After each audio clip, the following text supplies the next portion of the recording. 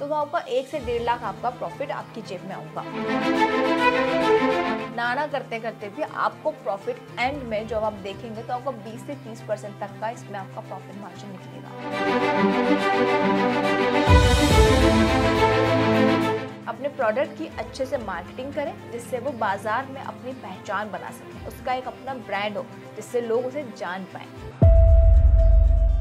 क्या आप लो investment business शुरू करना चाहते हैं जिसमें कमाई साल भर हो? और अगर आपका जवाब है हाँ, तो इस वीडियो को एंड तक जरूर देखना। नमस्कार, बॉस वाला बिजनेस हिंदी में आप सभी का बहुत बहुत स्वागत है। मैं हूं आपकी बिजनेस आइडिया प्रेजेंटर किरण। जैसा कि आप सभी जानते ही हैं कि मैं एक सीरीज चला रही हूं जहां मैं आपको ये बताती हूं कि आप गांव से कौन कौन से बिजनेसेस हैं जो शुरू कर सकते हैं। इससे पहले मैंने आपको मैन्युफैक्चरिंग बिजनेसेस के बारे में बताया था कि गांव से कौन कौन से मैन्युफैक्चरिंग है जो आप शुरू कर सकते हैं। वहां पर आपने मुझे कमेंट करके पूछा था कि पोहे के मैन्युफैक्चरिंग बिजनेस के बारे में बताइए, डिटेल वीडियो बनाइए। उस पर मैं ऑलरेडी एक वीडियो बना चुकी हूँ, आप जाकर चेक कर सकते हैं। तो आज के इस वीडियो में मैं आपको बताऊंगी कि कम इन्वेस्टमेंट में आप कौन सा बिजनेस शुरू कर सकते हैं, साथ ही जो 12 महीने चलने वाला है, जिसमें लॉस के चांसेस बहुत कम है। तो चलिए शुरू करते हैं। चावल और अनाज मिल का व्यवसाय बहुत ही अच्छा माना जाता है। भारत में चावल की डिमांड हमेशा बनी रहती है और आप सही प्लानिंग के साथ अगर इस बिजनेस को शुरू करते हैं तो ये बिजनेस आपके लिए काफी अच्छा हो सकता है। तो चलिए जानते हैं कि इस बिजनेस को कैसे शुरू कर सकते हैं, किन चीजों की आपको जरूरत होगी और कितना मुनाफा इससे कमाया जा सकता है। तो सबसे पहले मैं आपको ये बता देती हूँ कि चावल और अनाज व्यवसाय मील इतना फायदेमंद क्यों है। जैसा कि आप सभी जानते हैं कि इसकी मांग लगातार बढ़ रही है। जैसे जैसे जनसंख्या में वृद्धि हो रही है उसी तरीके से इस तरह के प्रोडक्शन में भी इसकी डिमांड लगातार बढ़ती जा रही है। भारत में चावल और अन्य अनाज हर घर की जरूरत है, इसीलिए इसकी प्रोसेसिंग की मांग भी हमेशा बनी रहती है। ये बिजनेस कोई सीजनल बेस्ड बिजनेस नहीं है, इससे लगातार कमाई होती रहती है क्योंकि हर किसी को खाना चाहिए, इसीलिए ये बिजनेस आपके लिए अच्छा है। और सबसे अच्छी बात इसकी ये है कि भारत दुनिया में चावल और अन्य अनाज का सबसे बड़ा निर्यातक है, जिससे ये बिजनेस और भी ज्यादा अट्रैक्टिव बन जाता है। और अगर आप मिल का बिजनेस शुरू करना चाहते हैं तो सरकार आपकी मदद भी करेगी। सरकार खाद्य प्रसंस्करण उद्योग को बढ़ावा देने के लिए कई सब्सिडी और लोन योजनाएं उपलब्ध कराती है। मैंने आपको इसका फर्स्ट स्टेज तो बता दिया है। अब चलो ये जान लेते हैं कि चावल और अनाज इनके मिल कैसे शुरू किए जा सकते हैं। सबसे पहले सही स्थान का चुनाव करना बहुत ज्यादा जरूरी है। कोशिश करें कि आपका मिल उस जगह हो जहां गेहूं, धान और अन्य अनाज उत्पादन ज्यादा हो, जिससे आपको कच्चा माल आसानी से और कम कीमत में मिल जाए। और हाँ, ऐसा स्थान भी चुनें जहां परिवहन की सुविधा हो ताकि उत्पादन को आसानी से बाजार तक पहुंचाया जा सके। अब मैंने आपको इसके 2 स्टेप्स तो बता दिए हैं। अब लेकिन सबसे इम्पोर्टेंट है बिजनेस को प्लान करना। बिना प्लानिंग के आप किसी भी तरीके का बिजनेस नहीं शुरू कर सकते, तो बिजनेस प्लानिंग होना बहुत जरूरी है। किसी भी तरह के बिजनेस की सफलता उसकी सही प्लानिंग पर डिपेंड करती है। तो सबसे पहले आपको डिसाइड करना होगा कि आपको ये बिजनेस छोटे स्तर पर शुरू करना है या फिर बड़े स्तर पर। उसके बाद अपनी इन्वेस्टमेंट की सही प्लानिंग बनाएं कि आपको कहाँ कहाँ इन्वेस्ट करना है। जैसे जमीन हुई, मशीनरी हुई, कर्मचारी यानी कि आपके एम्प्लॉइज और मार्केटिंग। आपको कितना कहाँ पैसा लगाना है उसकी प्रॉपर प्लानिंग हो। अब ये सब होने के बाद आपको अपनी टारगेट ऑडियंस भी डिसाइड करनी होगी। जैसे आप कहाँ अपना प्रोडक्ट सेल करेंगे, लोकल मार्केट, होलसेलर या फिर आप एक्सपोर्टर बनेंगे। इन तीनों चीजों की आपको पहचान करनी होगी। इसके बाद आप अपने मशीनों और बाकी अन्य चीजों की प्रॉपर एक लिस्ट बनाइए कि किन किन चीजों की आपको जरूरत होने वाली है। अब हाँ, बिजनेस शुरू करना है तो लाइसेंस की तो आपको जरूरत होनी ही है। अब इसमें कौन कौन से लाइसेंस की जरूरत पड़ेगी, एक बार उस पर नजर डाल देते हैं। इस बिजनेस को शुरू करने के लिए कुछ जरूरी लाइसेंस है जो आपको चाहिए होंगे, जैसे कि FSSAI लाइसेंस, उद्योग रजिस्ट्रेशन यानी कि MSME, फिर उसके बाद GST रजिस्ट्रेशन, उसके बाद प्रदूषण नियंत्रण बोर्ड से भी आपको अनुमति लेनी होगी। अब बात कर लेते हैं मशीनरी और उपकरणों व्यवस्था के बारे में। चावल और अनाज मील व्यवसाय के लिए सही मशीन को चुनना बेहद जरूरी है। तो इनमें कौन सी मशीन सही होगी, एक बार मैं आपको वो सजेस्ट कर देती हूँ, लेकिन हाँ, ये सब आप पे डिपेंड करता है कि आप कौन सी मशीन प्रेफर करेंगे। धान को छिलके से निकालने वाली मशीन, ये चावल को भूसी से अलग करने में मदद करती है। उसके बाद सफाई और छटाई मशीन, ये मशीन अनाज को साफ करने में मदद करती है। फिर उसके बाद आती है पैकिंग मशीन, ये चावल और अनाज को सही तरीके से पैक करने में मदद करती है। फिर लास्ट में आती है वेट मशीन, जो अनाज की सही मापतोल के लिए बेहद जरूरी है।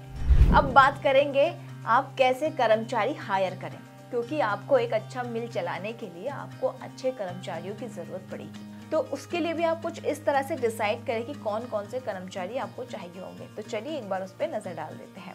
सबसे पहले आपको चाहिए होगा मशीन ऑपरेटर, जो मशीन चलाने में माहिर हो। उसके बाद आपको चाहिए होंगे तकनीकी कर्मचारी, जो मशीन की मरम्मत और रखरखाव कर सके। और थर्ड नंबर पे बात करते हैं पैकेजिंग और वेयर हाउस स्टाफ की, जो अनाज को सही तरीके से स्टोर और पैक कर सके। फिर लास्ट में आते हैं मैनेजर और अकाउंटेंट, जो बिजनेस का सही तरीके से हिसाब किताब रख सके और जो आपके लिए सबसे ज्यादा जरूरी है। तो इसमें तो बिल्कुल कॉम्प्रोमाइज मत करना। एक चीज और, किसी भी बिजनेस को सक्सेसफुल बनाने के लिए उसकी कुछ ज़रूरतें होती हैं जो आपको फुलफिल करना बहुत ज़रूरी होता है, तभी आपका बिजनेस सक्सेसफुल बन पाएगा।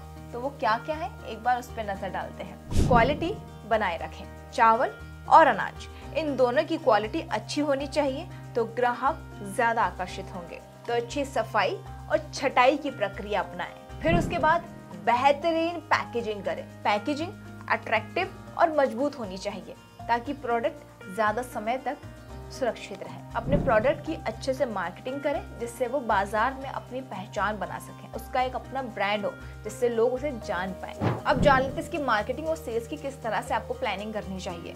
लोकल मार्केट या होलसेल डीलर के साथ टाई अप करें। ऑनलाइन प्लेटफॉर्म जैसे Amazon, फ्लिपकार्ट, इंडिया मार्ट पर लिस्टिंग करें। सोशल मीडिया और डिजिटल मार्केटिंग का उपयोग करें। अब बात कर लेते हैं इसके डाइवर्सिफिकेशन के बारे में। आपको अपने मिल में सिर्फ चावल और गेहूं नहीं रखते, बल्कि ज्वार, बाजरा, मक्का, कई सारी प्रोसेसिंग का भी आप इस्तेमाल करें। अलग अलग चावल की वैरायटी अपने पास रखें, जैसे कि बासमती, शमरवती जैसे जो भी चावल जो मार्केट में अवेलेबल है, वो सारी वैरायटी आप अपने पास रखें। अब बात कर लेते हैं सबसे मेन पॉइंट की, इसमें इन्वेस्टमेंट कितना होगा और मुनाफा आपको कैसे निकालना होगा। अगर आप छोटे लेवल पर इस बिजनेस को शुरू करते हैं तो 5 से 10 लाख तक का इसमें आपका इन्वेस्टमेंट रहने वाला है।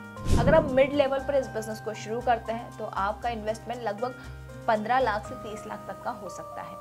और अगर बड़े स्तर पे आपको इस बिजनेस को शुरू करना है तो 50 लाख से लेकर 1 करोड़ तक का आपका इसमें इन्वेस्टमेंट लग सकता है। पर वो ये डिपेंड आप पे करता है कि आप किस लेवल पे अपने इस बिजनेस को शुरू करना चाहते हैं। अब इसके प्रॉफिट मार्जिन की बात कर लेते हैं। आप जिस लेवल पर जितना इन्वेस्टमेंट करेंगे उस हिसाब से आपका प्रॉफिट मार्जिन सेट होगा, लेकिन फिर भी ना करते करते भी आपको प्रॉफिट एंड में जब आप देखेंगे तो आपको 20 से 30% तक का इसमें आपका प्रॉफिट मार्जिन निकलेगा।